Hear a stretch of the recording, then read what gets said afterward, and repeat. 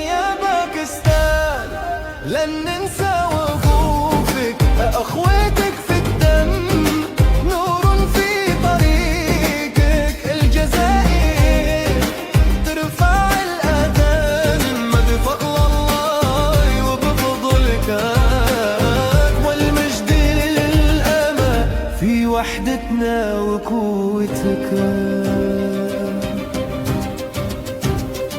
أعطيتنا صوتا في كل مكان، في الأمم المتحدة في كل ميدان، جوازات السفر حماية ويدا، كنت سندا لنا في كل زمن.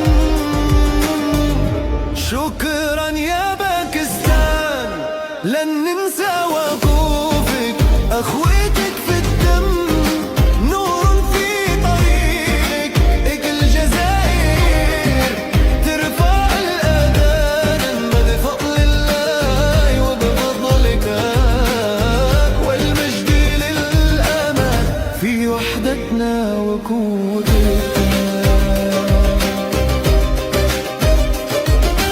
يا باكستان في القلب تسكن،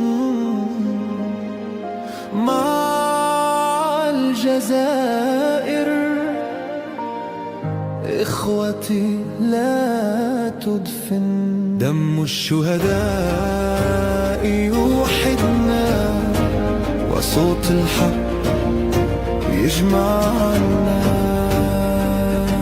باكستان والجزائر للأبد، في الإيمان في الجهاد في الصمد، الله شاهد تاريخ دليل، أمتنا واحدة قلب أصيل.